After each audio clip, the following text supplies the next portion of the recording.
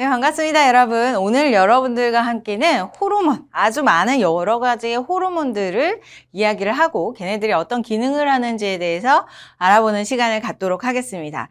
자, 호르몬 같은 경우는 당연히 이제 어디에서 분비하는지, 그리고 이제 각각의 호르몬들의 기능을 잘 기억을 해야지만이 우리가 항상성을 공부할 때 대비를 할 수가 있는 거죠. 그래서 호르몬 대표적인 호르몬들 이제 여러 가지를 한번 꼼꼼히 살펴보도록 하겠습니다. 자, 먼저는 우리 뇌하수체에서부터 이야기를 한번 해볼게요. 자, 뇌하수체라고 하는 애가 어디에 존재하느냐? 머리를 생각을 해줘야 되겠죠. 뇌의 구조를 다시 한번 여러분들이 상기시키고, 그 뇌에는 대뇌가 있고 그 다음에 소뇌가 있었을 때 그 소뇌와 대뇌 사이에 간뇌라고 하는 부분이 있었어요. 자, 이렇게 간뇌를 동그랗게 길쭉하게 표현을 해본다면, 자, 얘를 댕강 잘라서 위쪽을 시상이라고 하고 아래쪽을 시상하부라고 얘기를 합니다. 자, 이 시상하부가 항상성을 조절하는데 중추라고 얘기를 해줄 수가 있어요. 얘가 바로 이제 자율신경이랑 그 다음에 호르몬을 조절하는 중추가 된다는 얘기죠. 자, 이런 시상하부가 있었을 때 이 시상하부 아래에 혹이 이렇게 두 덩어리가 딱 걸려 있는데 좀 겹쳐져 있는 모습으로 이렇게 포도 알갱이처럼 되어 있죠. 그랬을 때 앞쪽을 우리는 뇌하수체 전엽이라고 얘기를 하고요. 여기를 전엽이라고 얘기를 하고 그 다음에 뒤쪽을 후엽이라고 얘기를 하는 겁니다. 지금 표에서 뇌하수체라고 한다는 것은 시상하부 아래쪽에 달려있는 혹을 얘기를 한다 이것이고, 그 다음에 전엽과 후엽으로 나눴을 때 전엽이 앞쪽이고 후엽이 뒤쪽이다 이렇게 알고 계시면 될 것 같아요. 문제에서도 어디가 전엽이고 후엽인지 가끔 물어보는 문제들이 존재하기 때문에 여러분들 위치를 알아두시면 좋겠죠.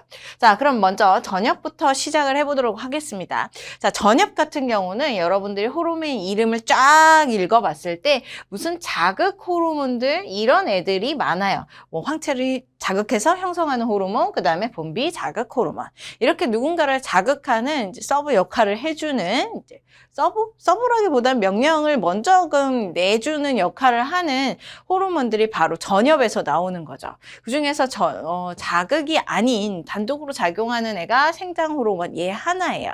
생장 호르몬 같은 경우는 어떤 기능을 하느냐? 뭐 그냥 이름만 들어도 알겠죠. 내가 점점점 자라날 수 있게 생장할 수 있게 해주는 호르몬이다라고 볼 수 있겠습니다. 몸의 생장을 촉진하는 호르몬. 자, 생장 호르몬이었고요. 그 다음에 전엽에서 또 중요한 호르몬이 누구냐면 여기 전체 중에서 6개 정도 되죠, 전엽에. 자, 이 중에서 이 두 가지가 가장 중요해요. 가장 많이 항상성의 문제로 많이 다뤄지고 항상성에서도 계속 연결돼서 나오기 때문에.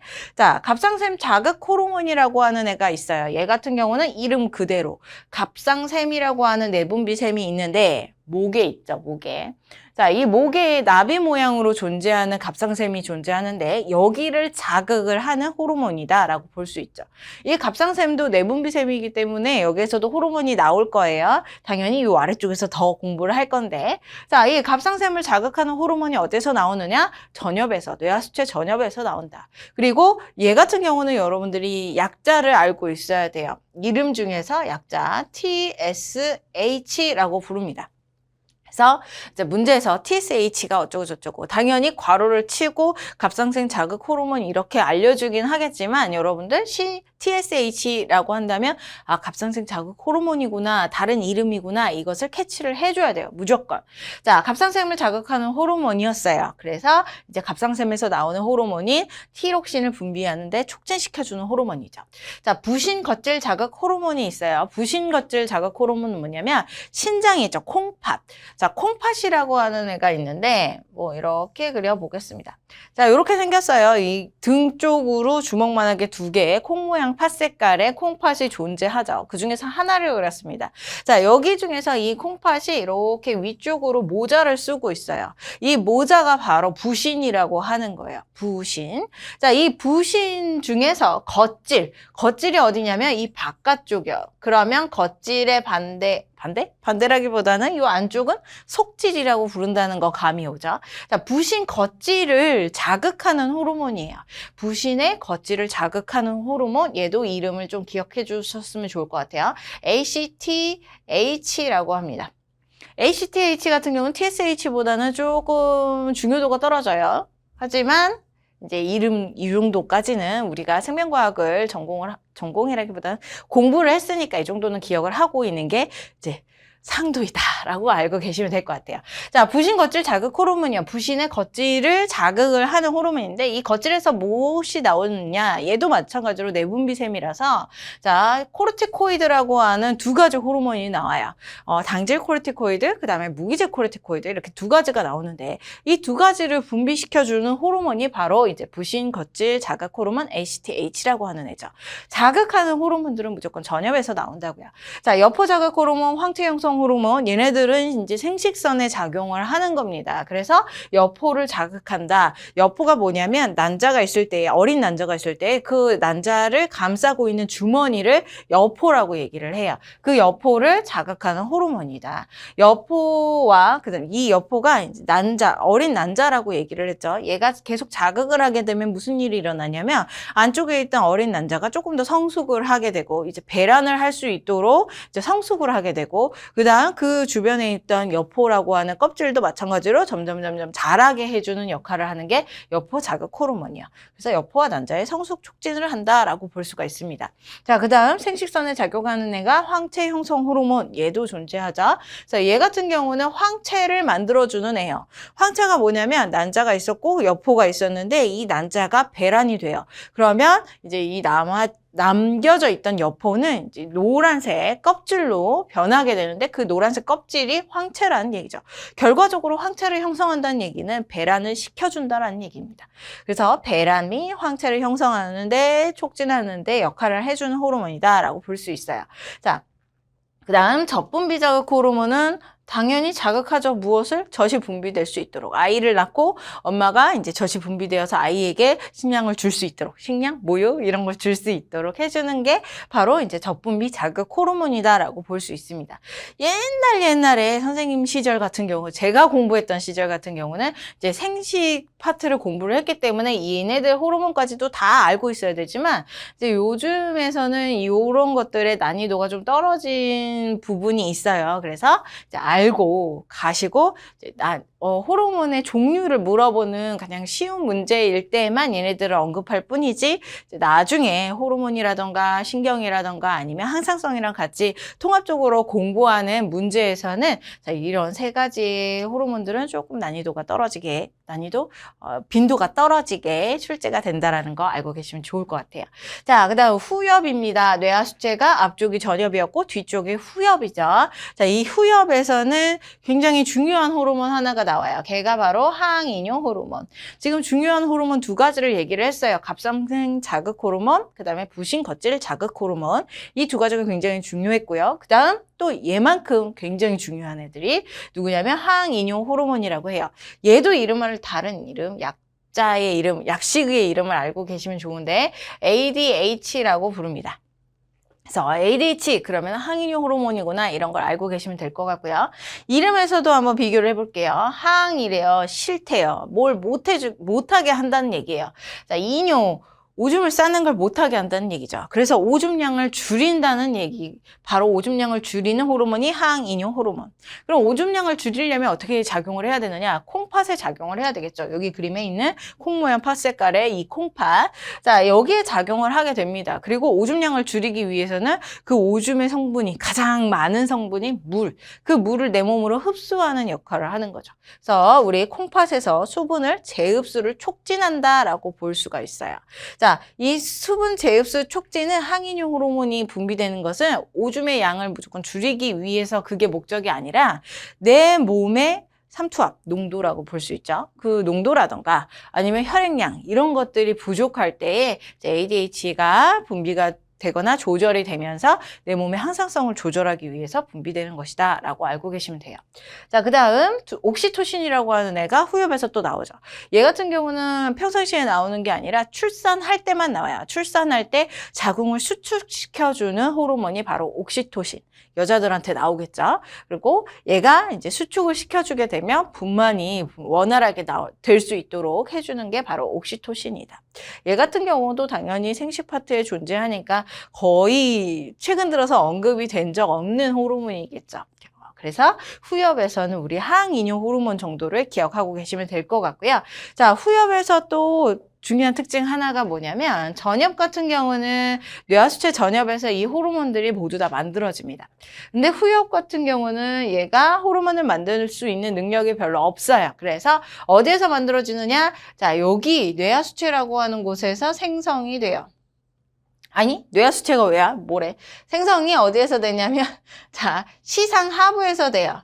시상하부에서 생성이 됩니다. 그림에서 봤을 때 여기 빗금 쳐져 있는 이 부분, 혹의 위쪽 부분, 이 위쪽 부분 시상하부에서 호르몬이 생성이 된 다음에 그 호르몬이 어디로 갈 거냐면 후엽으로 가서 저장되어 있다가 내가 항이뇨 호르몬이 필요하면 그때 분비, 옥시토신이 필요하면 그때 분비 이렇게 되는 거죠.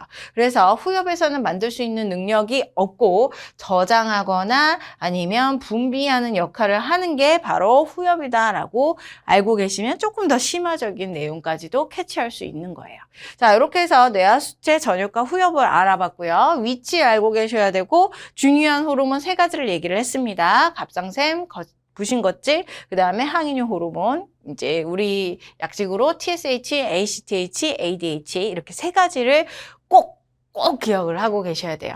이걸 내가 굳이 막 힘들게 외우지 않아도 생명과학을 공부하게 되면 저절로 알게 될 정도로 빈도가 높게 출제가 되고 있어요.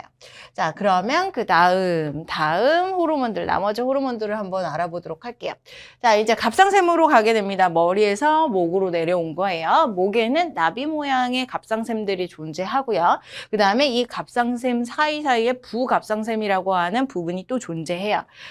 그림을 여기에다 그려보면 목이 있고 나비 모양으로 이렇게 생긴 게 갑상샘이에요. 그리고 여기에 이렇게 쬐끄맣게 주머니처럼 생겨있는 씨가 박힌 것 같죠? 씨가 박힌 것처럼 생긴 게 부갑상샘입니다. 자, 각각 내분비샘이에요. 어떤 호르몬들이 나오는지 볼게요.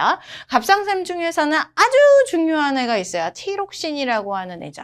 얘 같은 경우는 뇌하수체 전엽에 TSH의 영향을 받아가지고 갑상샘에서 티록신이 분비하게 되는 거예요. 얘가 분비가 되면 무슨 일을 하게 되냐면 이제 세포 호흡이 활발하게 일어날 수 있게 도와주는 애다라고 볼 수 있는 거죠. 세포 호흡이 무엇이었어요? 자, 포도당이랑 그 다음에 산소, 포도당이 아니어도 됩니다. 뭐 다른 영양소여도 돼요. 우리 탄단지 중에서 다른 영양소랑 산소랑 같이 결합을 해가지고 이제 미토콘드리아에서 에너지를 만드는 작용을 우리는 이제 세포 호흡이라고 하죠. 결과물 중에서 ATP라고 하는 이 에너지 저장 물질이 가장 중요하다라고 얘기를 했습니다. 자, 요 놈을 만들어내기 위한 물질, 호르몬이 바로 티록신이다라고 볼 수가 있어요. 티록신이 분비되면 세포 호흡 촉진. 어디서? 갑상샘, 목에 있는 갑상샘에서 나온다. 자, 그 다음에 갑상샘 중에서 또 우리 다른 호르몬이 칼시토닌이라고 하는 호르몬이 있어요. 이 칼시토닌은 무슨 역할을 하냐면 혈액 중에 칼슘의 농도를 조절해 주는 건데 이 혈액 중에 칼슘의 농도가 너무 높다. 그러면 얘를 줄여주는 역할을 하는 게 이제 칼시토닌이에요. 그래서 혈액에 있는 칼슘 농도를 감소시키는 역할. 칼슘인데 이 칼슘이 이제 뭐 우리 칼슘 하면 뼈, 이런 데에 여러 군데에 있는 것처럼 기억을 하고 있죠. 근데 혈액 중에도 당연히 있고 이제 칼슘의 양의 기준이 되는 곳이 어디냐면 혈액이 된다라는 거죠. 혈액의 칼슘의 농도를 조절해주는 칼시토닌. 얘 같은 경우는 어떻게 혈액의 농도를 감소를 시켜주냐면 혈액에 있는 칼슘을 어디에 보낼 거냐면 뼈에 보내줘요. 칼슘을 뼈로 보내줘서 혈액에 있는 칼슘 농도를 낮춰주는 애. 혹은 이제 콩팥에다가 보내줘요. 콩팥에 간다는 것은 오줌으로 나간다는 얘기죠. 오줌으로 내보내기 위해서 콩팥으로 보내주는 역할. 그러면 결과적으로는 혈액에 있는 칼슘량을 줄여줄 수 있는 거니까. 자, 그래서 칼시토닌은 뼈나 콩팥 이런 곳에 이제 칼슘을 보내줘서 혈액에 있는 농도를 낮춰주는 역할을 합니다. 자, 이 칼시토닌과 반대적인 작용을 하는 애가 뭐냐면 칼슘의 농도를 높여주는 애예요. 걔가 바로 파라토르몬이라고 하는 호르몬이고요. 얘 같은 경우는 부갑상샘에서 나오게 되어 있어요. 그래서 갑상샘과 부갑상샘에서 각각 칼슘 농도를 조절하는 호르몬 2가지가 나오는데 칼시토닌과 파라토르몬 이렇게 2가지다라고 알고 계시면 될 것 같습니다. 자, 이 파라토르몬은 혈중의 칼슘 농도를 높여준다라고 얘기를 했죠. 각각 어디에서 칼슘을 가져오냐면 뼈에서 가져와요. 위쪽에 있는 칼시토닌이 보낸 그곳에서 가져와요. 그 다음에 콩팥에서도 가져와요. 보냈던 그 칼슘을 가지고 와요. 또 하나, 이제 우리가 소장, 칼슘을 먹을 수 있죠. 멸치 같은 거 많이 먹으면. 자, 소장에서 가지고 와요. 그래서 혈액에 있는 칼슘 농도를 증가시켜주는 역할을 한다. 자, 각각 보내는 장소 기억하시고, 그 다음에 하나는 낮춰주고 하나는 높여줬어요. 그래서 같은 기관에 작용을 하면서, 혈액이라고 하는 같은 기관에 작용하면서 서로 반대적인 작용을 하죠. 그래서 얘네들을 뭐라고 부르냐면 길항작용을 한다라고 얘기를 하는 거예요. 기량작용은 우리 앞서서의 파트에서 이미 공부한 적이 있어요. 다른 단원에서. 그게 뭐냐면 이제 교감신경과 부교감신경 두 가지였죠. 각각 같은 기관에 작용을 하면서 반대적인 작용을 하기 때문에 얘네들이 서로 작용을 하면서 엎치락뒤치락 작용하면서 이제 항상성을 유지해 준다라고 했는데, 자, 얘네들도 마찬가지예요. 칼시토닌과 파라토르몬도 반대적으로 작용을 하면서 엎치락뒤치락 작용을 하면서 이제 반대적인 작용으로 내 몸의 항상성을 유지해주는 역할. 그게 이제 칼시토닌, 파라토르몬. 자, 칼시토닌과 파라토르몬을 외우는 것에 대해서 조금 어려워하는 친구들이 있는데, 장소와 그다음에 이름, 그리고 증가하느냐, 감소하느냐, 이것들의 관계가 이제 파라토르몬 같은 경우는 하나씩 더 많은 축에 속하고, 그 다음에 칼시토닌은 적은 축에 속해요. 이게 무슨 말이냐면 칼시토닌과 파라토르몬의 이름의 글자를 비교를 해봤을 때 칼시토닌은 4글자고 그 다음에 파라토르몬은 5글자죠. 그래서 5글자의 파라토르몬 같은 경우는 증가를 시켜주는, 더 많으니까 증가를 시켜주는 역할을 하게 된다. 칼시토닌은 4글자죠. 더 적으니까 감소시켜주는 역할을 한다. 장소도 마찬가지, 내분비샘의 장소도 마찬가지. 갑상샘은 3글자고 부갑상샘은 4글자입니다. 자, 그래서 4글자의 부갑상샘은 더 글자가 많은 파라토르몬, 그리고 증가시키는 파라토르몬의 내분비샘이다. 이런 식으로 기억을 하는 게 되게 유명한 방법이에요. 기억하는, 칼시토닌과 파라토르몬을 암기하는 굉장히 유명한 방법이기 때문에 이렇게 잘 기억을 하고 계시면 좋을 것 같습니다.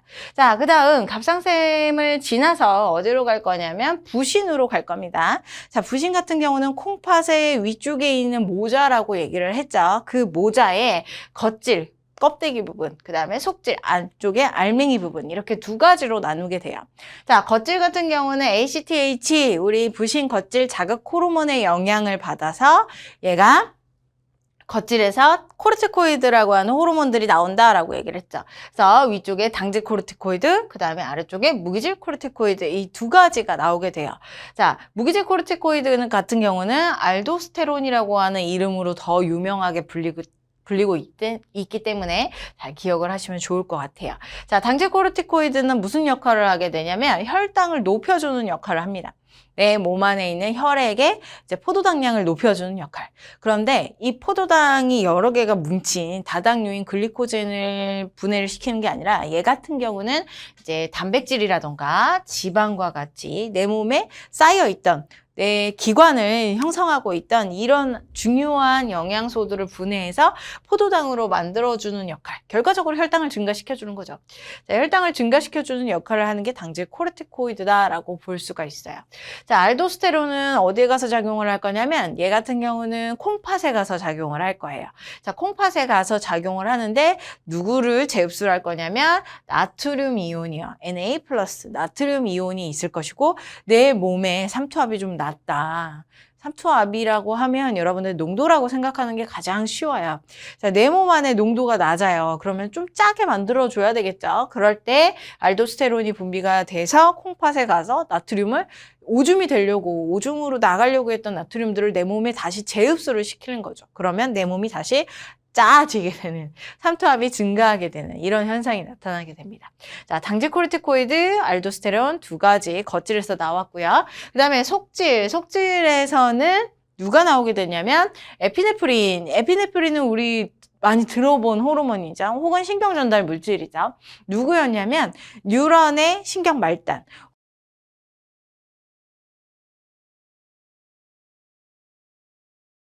혹은 우리 부교감 신경 중에서 이제 신경절 이후 뉴런의 말단, 그 부분에서 나오는 게 바로 에피네프린이었어요. 자, 이런 에피네프린이 호르몬에서도 존재한다. 그러면 이 부신 속질에 있던 부신 속질에서 분비한 에피네프린은 무슨 역할을 하냐면 얘는 당질 코르티코이드랑 굉장히 비슷해요. 혈당을 증가시켜주는 역할을 합니다. 혈액의 포도당량을 증가시켜주는 역할. 근육이라든가 간에 가서 자 글리코젠을 포도당으로 바꿔주는 역할을 하는 게 바로 에피네프린. 자, 이자로 바로 갑니다. 이자는 소장 옆에 붙어 있어요. 소장의 입구 옆에 붙어 있어요. 소장의 입구를 12지장이라고 얘기하고 그 입구 옆에 12지장 옆에 붙어 있는데 굳이 그려보자면 이렇게 길쭉하게 생긴 주머니처럼 생겼어요. 약간 세모 모양처럼 생겼고 이 이자 같은 경우는 소화 효소도 나오긴 하지만 내분비샘으로서 호르몬들도 존재하게 됩니다. 나오게 됩니다.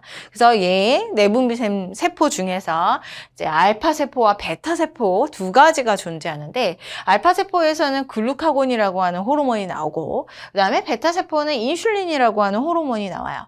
인슐린은 굉장히 유명하죠. 우리 당뇨병 환자 인슐린 주사 맞는다 이런 얘기들을 한 번씩은 들어봤을 거예요. 자, 당뇨병 환자예요. 혈액에 당이 너무 많아서 오줌으로 나가는 환자예요. 그럼 인슐린 주사를 왜 놔주겠어요? 당연히 이제 오줌으로 더 많이 나가 혈액에 있는 포도당량이 많아져 이 얘기가 아니라 이제 혈액에 있던 포도당을 확 줄여주는 역할을 하기 때문에 이제 오줌으로 나가는 포도당량이 줄어들겠죠. 그래서 당뇨병의 이제 치료제로서 쓰이기도 하는 호르몬인데 얘는요 앞에서도 얘기했듯이 설명했듯이 혈액에 있는 포도당량을 줄여주는 역할을 해요. 계속 혈당량을 높이는 애들 두 가지를 공부를 했어요. 당질 코르티코이드 그 다음에 에피네프린 이 두 가지를 얘기했는데 이제 드디어 혈당량을 낮춰주는 애도 나타난 거죠. 걔가 바로 인슐린. 자, 포도당이라고 하는 애가 존재했고 그 다음에 이 포도당을 글리코젠이라고 하는 포도당이 여러 개 뭉친 상태 다당류 의 상태예요. 얘를 간에 가서 저장을 해주는 역할, 그게 바로 인슐린의 역할. 혹은 또 이제 이렇게 드러나지 않은, 유명하지 않은 세부적인 역할도 하는데 세포라던가 아니면은 근육이라던가 이런 곳에 결합을 해서 인슐린이 결합을 해서 혈액 속에 있던 포도당을 그 세포 안쪽으로 집어넣어주는 역할도 해요. 그래서 결과적으로는 혈당량을 낮춰주는 역할을 하는 게 인슐린이다. 자, 글루카곤은요, 인슐린에 완전히 반대적인 작용을 해요. 간에 가서요. 자, 글리코젠이라고 하는 애가 인슐린이 만들어 놨던 놈이죠. 자, 글리코젠이 있었어요. 다당류. 그런데 걔를 분해를 해서 하나의 덩어리 포도당으로 만들어주는 역할을 하는 거죠. 혈당을 증가시키는 겁니다. 자, 혈당 증가시키는 애가 결과적으로 3개가 나왔어요. 이렇게요. 당질 코르티코이드, 에피네프린, 그 다음에 글루카곤 이렇게 3가지는 혈당량을 증가를 시킬 거고요. 그 다음에 요거 한 놈만, 요 한 놈, 인슐린이라고 하는 이 한 놈만 혈당량을 감소시키는 놈이다 라고 기억을 하고 계시면 될 것 같아요. 자, 위쪽에서 칼시토닌, 파라토르몬 얘기했죠? 지금 아래쪽에서 인슐린과 글루카곤 얘네들도 길항작용합니다. 같은 기관에 작용해서 반대작용하는 거. 자, 간이라고 하는 곳에 가서 작용을 하면서 서로 반대, 글리코젠을 포도당으로, 포도당을 글리코젠으로 반대작용을 하고 있죠. 가장 대표적인 기량작용의 물질이에요. 알고 계시면 좋을 것 같죠? 자, 문제에서는 베타세포냐, 알파세포냐, 어디에서 분비됐느냐 이런 것도 많이 물어봐요. 그래서 알파세포, 글루카곤, 베타세포, 인슐린 꼭 연결해서 기억을 하시면 좋을 것 같습니다. 자, 마지막으로 생식샘, 이제 남자, 여자 각각 다르죠. 남자 같은 경우 정소고 그 다음에 여자 같은 경우는 난소. 자, 정소에서는 테스토스테론 남성 호르몬이라고 얘기할 수 있고 얘 같은 경우는 남자의 2차 성징을 발현시켜주는 역할을 한다. 자, 난소에서도 여성 호르몬이 존재하죠. 걔가 에스트로겐. 자, 이 에스트로겐도 마찬가지로 여자의 2차 성징을 발현을 시킬 거고요. 그 다음에 프로게스테론이라고 하는 호르몬이 나오게 되는데 이 프로게스테론 같은 경우는 배란이 일어난 다음에 이제 분비가 되면서 배란을 억제하거나 이제 다른 난자가 더 나오면 안 되니까 자, 배란을 억제하거나 임신을 유지하는 역할을 하는 게 바로 프로게스테론이다 라고 기억을 하고 계시면 되겠죠. 자, 이 중에서 우리 이 아래쪽에 있는 이 생식샘의 호르몬들 이제 난이도 그 비중 떨어져요. 출제되는 비중이 많이 떨어지고요. 위쪽에 있는 애들이 항상성과 같이 연결돼서 많이 출제되고 있습니다. 중에서 칼시토닌과 파라토르몬을 굳이 비교를 해보자면 약간의 비중이 떨어지지만 그래도 항상성이랑 같이 비교를 해서 문제에 많이 나오고 있기 때문에 기억을 잘 해두시면 좋을 것 같아요. 자, 여기까지죠. 호르몬에 대한 내용. 얘네들을 문제로 한번 풀어보도록 할게요.